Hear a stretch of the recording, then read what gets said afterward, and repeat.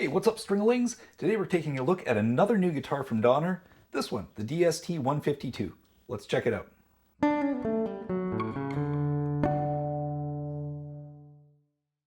Donner's DST line includes a wide range of models tailored specifically to guitarists at every stage, all of which deliver excellent tone and amazing performance. Donner are bringing their DST family and the new carbon fiber guitar to NAMM 2022. The DST family guitars are classic Strat-style HSS instruments designed with the growing musician in mind. The DST-100 is great for beginners. The intermediate model, DST-152, plays exceptionally well and transitions easily as the player advances. If you're a pro player, the DST-400 is definitely made for you. Check them out at this year's NAMM Show. So you probably recall a couple of weeks ago I did a rundown on this instrument, the DST-400. That's the one that Donner is billing as their pro-level instrument, and I have to say it is an exceptional, high-quality instrument. It's in regular rotation in my studio already. Even though it's considered a budget instrument, it's actually very comparable to the Squier Affinity series at the same price point. It's well built, it plays extremely well, and it comes out of the box fully set up. You basically don't have to do anything to get a pro-level instrument at, under $250 Canadian. In the same price point though, Donner has a couple of other instruments that they put out, and they've asked me, because they're dropping the whole DST family at NAMM this year, is this one, the DST-152. This is what they're billing as their intermediate model, and if you've seen the unboxing video, which I'll link to in the description and somewhere up here, it includes a lot more bang for the buck at roughly the same price point. And the reason is it's not the same level of instrument, but it is still a really good instrument. And we're going to play through it again today. But if you'll recall, it includes in the package the gig bag, which is standard equipment for Donner, as well as the strap. It also includes a tuner, which I'm going to use shortly to tune it up, a mini practice amp and a cable, a capo, and a set of picks and an extra set of strings. It really is everything you need in a box as an intermediate student, or even a beginner. I guess a beginner could use it. There's nothing challenging about the use of this instrument, but it's got everything you need to get started with lessons and to get started playing. You can even play in a band. It is basically set up. It's not exactly perfect, and I'm playing it as it comes out of the box. You'll see what I mean. I have to balance the pickups a little bit better, and maybe a tiny bit of fretwork, but I mean very, very minimal, just a little bit of sanding on the side of the frets if you wanted to go that far. It's slightly heavier. It's not designed, I think, in the same sense to be a stage guitar, but if you're an experienced guitar player, it's fine. It's great. This body is poplar. That one is alder. That's kind of the big difference in terms of construction. The maple neck feels pretty much the same. Could use a little bit of a buff. That's fine. Honestly, I can handle that with some steel wool. The tuners are not the vintage style that they have on the 400. But really, other than that, a lot of the details are very, very close and very similar. And I don't know if you can quite make it out on the video, but it comes in this, or this model anyway, comes in this spectacular metallic, almost like baby blue metallic. They call it metallic blue ice or something. It's a gorgeous guitar. There's very little that you could complain about. I had to go pretty close up to find out if there were any flaws in it. So I really think, Donner is really taking a run at the guitar market, and they're doing a fantastic job. I'm going to hook this thing up. First I'm going to tune it, they're going to hook it up, and then we're going to play it. All right, we're all tuned up now, and the very first thing that I want to note is that the tuners, they have a little bit more give than they do on the 400, so they're not quite as snug as you're adjusting, so there's that little bit of gap, just as you tweak the tuning a little bit. Not a big deal. You kind of get used to it. Fairly easy upgrade. If you wanted to upgrade, I wouldn't. Honestly, there's nothing wrong with the equipment on this guitar. Rundown on the equipment that actually is on the guitar. Of course, it does have the same kind of 18:1 gear ratio tuners. Pretty classic setup. Standard Strat bridge. This one has a screw-in whammy bar instead of a pop-in. I don't know if that makes a big difference to you. It doesn't to me, but some people have a preference, I guess. The pickup configuration is the same, but they're slightly different pickups. And I think the next time I pull these guitars out, I'm going to do a head-to-head comparison, pickup to pickup on the same tones. I'm using a slightly different amp setup right now, but it does still have the HSS, the humbucker, and the 2 single coils with the 5-position switch, giving you seven types of tones, because this humbucker, even though it's the covered kind of vintage silver style, does still have the push-pull pot that allows you to trigger the coil split and give you 3 single coils as well. So you get all 7 of those tones. For the test today, for the tones, what I'm going to be doing is I'm running into Reaper, and I'm using the ML Sound Labs Humble, which is a Dumble style amplifier. One of my favorite clean tone amplifiers. It gets you a really nice clear sound, and it takes pedals quite well. I do have a little bit of reverb on. I'm using their slow dancing preset. And when we go to add a little bit of gain, rather than switch amps, I'm going to be using the Donner Blues Driver overdrive as well. This is a pedal, again, that Donner has sent me to test out. That video is in production shortly. So don't consider this the review of that pedal, but you'll see it sounds great. It has that kind of TS9 sound to it, switchable tones and that. We're going to play around with some tones a little bit, but basically I want to let you know where this instrument sits in terms of how it plays, and you know, on different kinds of settings, just basically between clean and dirty. I'm not going to go all the way to metal, just because I don't feel like rigging up another pedal, but you certainly could. I've done it just in practice, and it plays and sounds fine. So let's go ahead, and I've got everything rigged up here. And so let's just hear, this is the humbucker in the bridge on the clean sound. Sounds like a pretty clean humbucker. This is the single coil on the bridge.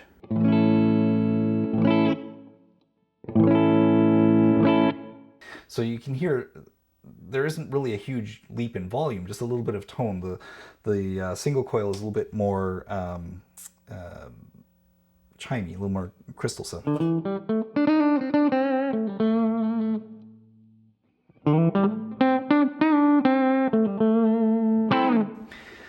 The humbucker sounds like a humbucker, right? It's a little bit warmer, a little bit fatter sounding. I have everything on the guitar dialed all the way up, by the way. So everything is on 10. Just, that's where most people play, I realize that. You can dial it back around 7. So this is your humbucker. There's the humbucker at 7. So the single coil at 7.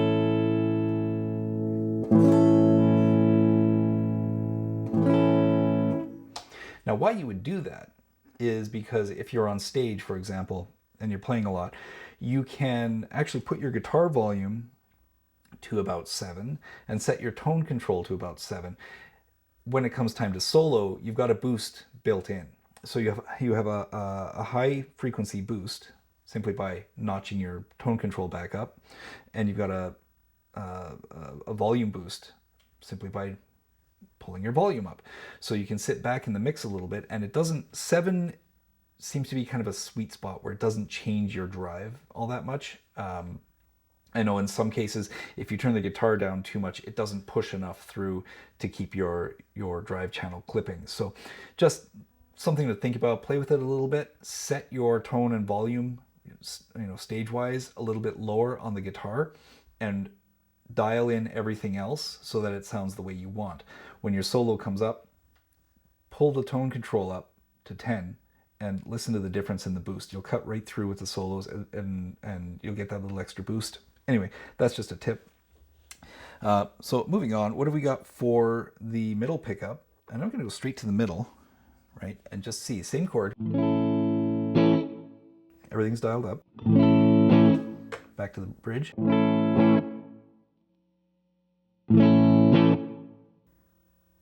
We can hear a tiny bit of hum. That's because we're all single coil here. And then the neck. Now, again, I'm only on clean tone here. So if I was just going to kind of noodle around a bit, I'm just going to sit in the single coils for a minute.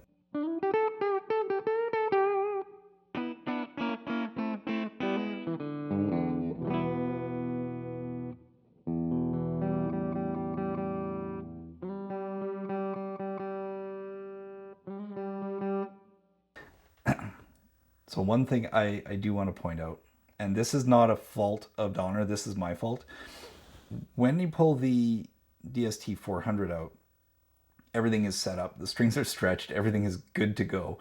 I haven't actually stretched the strings on this. I played it a couple of times, but I haven't really done the kinds of things you should do, which is make sure the strings are stretched, make sure that the neck is straight, do all of those things. I haven't done any of those checks. You could do them yourself, or you could take them to a guitar shop or a guitar tech in your town and have them check it out. But it's super, super close, right? It's just that I didn't stretch the strings, so they're pulling a little bit out of tune. That's my fault. It actually holds tune fairly well.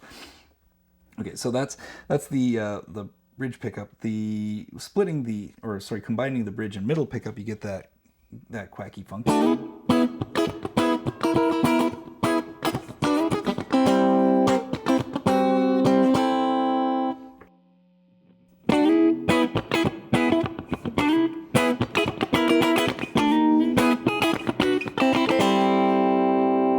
Now, I like the middle pickup in general as a rhythm pickup on clean tones, right? I just think it has a really nice balance of that mellow neck tone and that bright bridge tone. So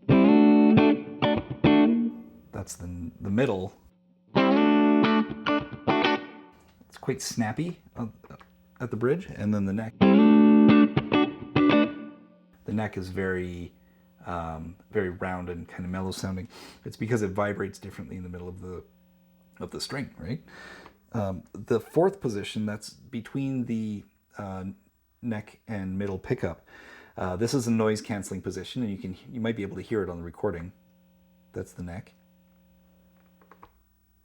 and that's the neck and middle, and then you'll hear it buzz in again in the middle position, right?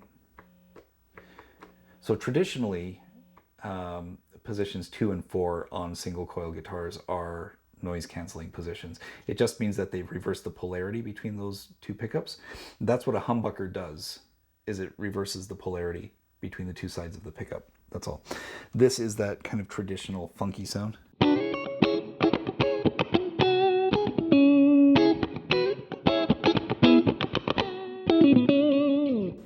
I remember hearing a story that Leo Fender didn't want to have a split positions because he thought it just sounded too kind of weird.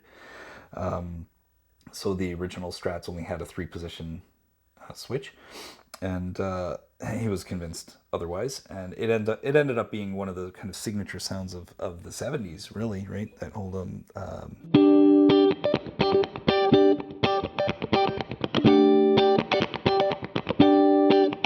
that kind of snap that you get.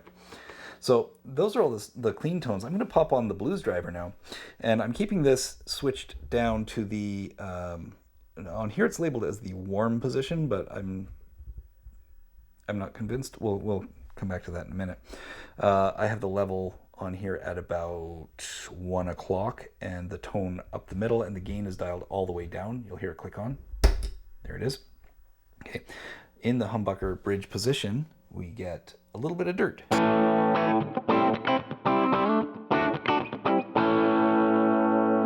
Which sounds awesome. And I'm on the bridge single coil.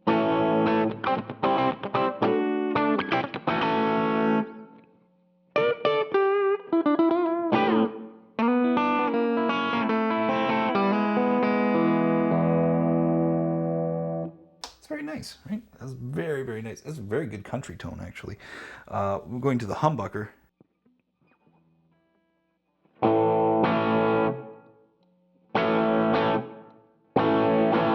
I actually like the single coil better on that position.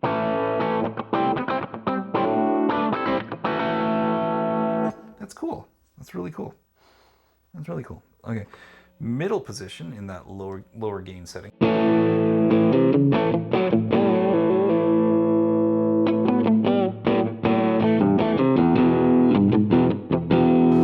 Hold on 1 second here. I just need to make a quick adjustment on my power bar.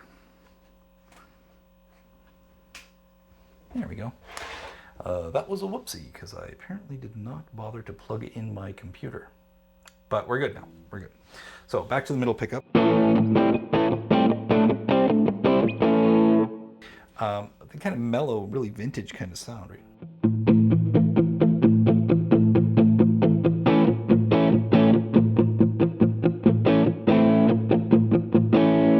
I like it. Going up to the neck pickup. Ooh, that's warm.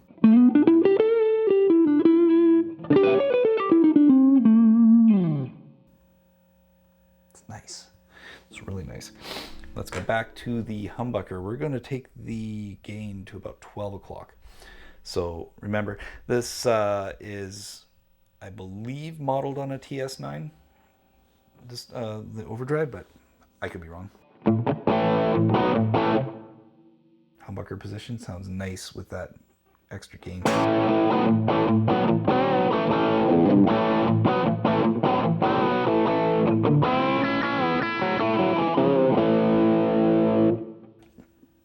I mean, you can't complain about that, right? I'm not a fan of splitting these positions. The same riff, though, with the single coil.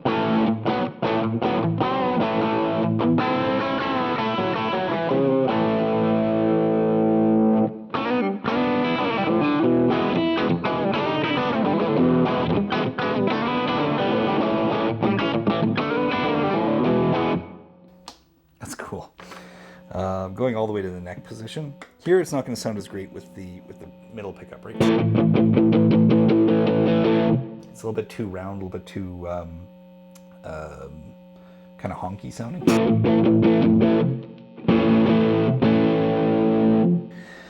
I would almost never use the neck pickup as a rhythm pickup with any kind of gain on it. I'm just going to say. And the middle pickup, also, the more gain you put on, the weirder it sounds. They work nicely for leads. So the neck pickup, if we did the middle pickup for a lead part,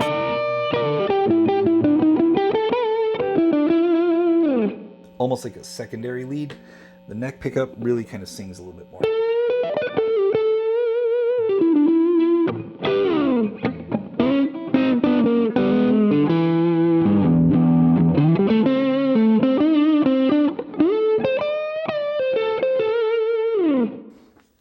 It's a fantastic blues instrument. I love it. Moving on up, let's go on up to the top of the gain dial here. We're going to take this all the way up. And I'm actually going to crank up the tone control on the pedal. It doesn't shift a ton, but it will just brighten it up a little bit on the top end. And here is that humbucker. We'll do the same riff that I did before.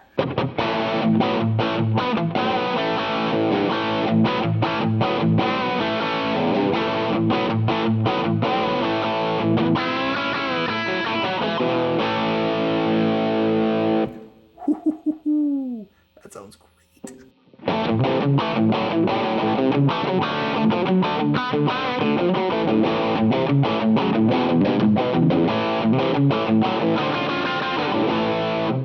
Nice. Single coil in the bridge position. You hear that buzz kick in, and again, that's because it's not bucking the hum. There's a tiny bit of hiss with the humbucker on, tiny bit, but once we get to the single coil, it's angry. That's okay. That's what they do, right? That's their job. And it really has a great kind of single coily sound to it, right?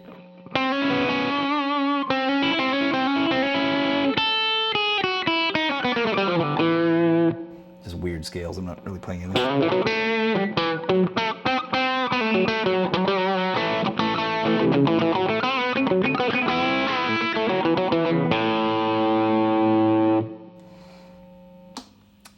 If you're a Brad Paisley fan, I would suggest DST-152 and the Blues Driver from Donner through any clean amp. You could probably do this with a Fender Twin or a Fender Reverb. Would sound great. This happens to be a Dumble, which is really expensive. I don't expect you to go out and get one. This is a plug-in, so that's the only reason I have one. Also sounds great through the PV, by the way. But I'm not miking the PV, that's why my headphones are on. So, taking that same high gain setting all the way up to the neck.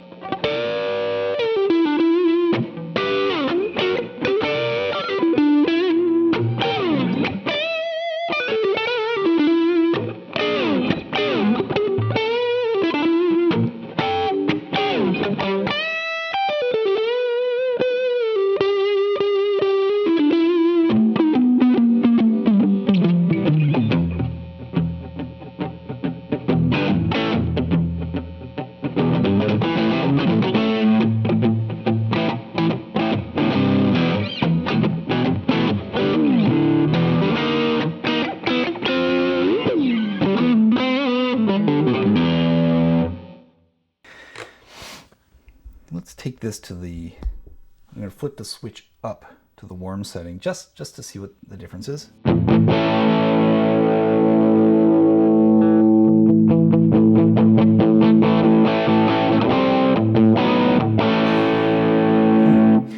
Interesting. So it's actually mellower, but when I'm looking at the transients on Reaper, it's louder. I mean, it's louder, so that's probably why they call it hot, because it's got a louder tone.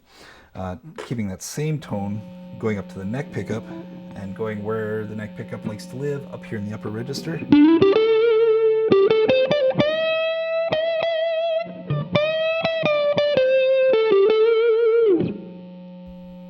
Flipping down.